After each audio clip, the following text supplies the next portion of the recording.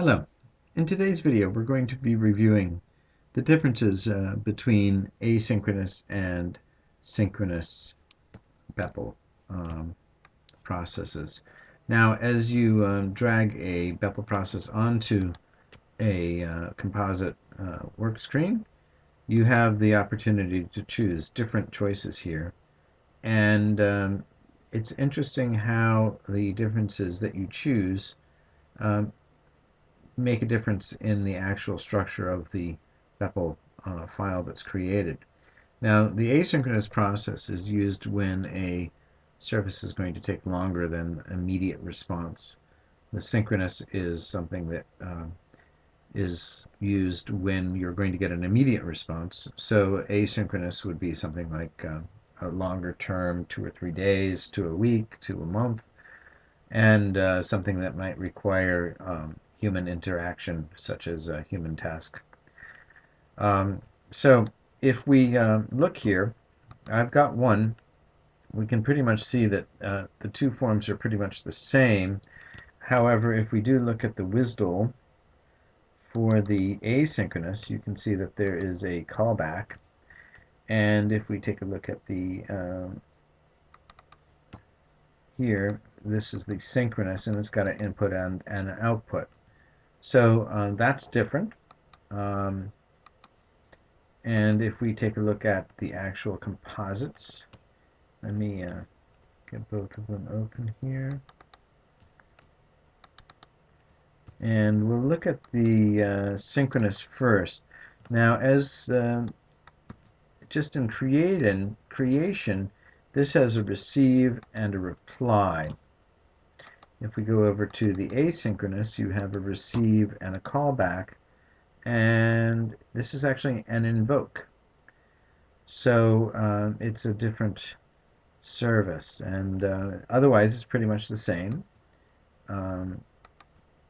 Here is the receive, there it is, reply setting.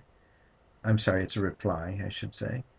And the invoke is pretty much the same, but this is different. So I also have an application here where we call both of them, and first we call the sync and then we call the async, and you can see that the sync caller basically just has an input and an output, okay, and then the async caller only has an input, and the receive is then manually created, and the output is for that. So very different in how they're called, even though you would think to a certain extent that this is just a caller. So it's interesting to watch how that works. Now I've actually got that out on Enterprise Manager, excuse me, and let's run it and see how it looks when we put data in.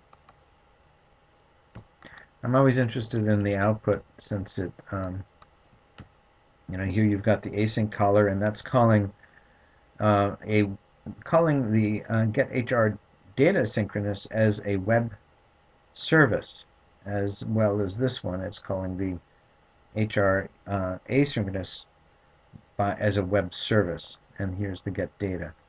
So this is an example of not only asynchronous and synchronous services that you're calling, but having a composite created and another composite created, and then calling those composites from yet another composite. Since these are, I could have done a database adapter here, but I really wanted to show how synchronous and asynchronous services are different. So I hope that was helpful. Have a good day.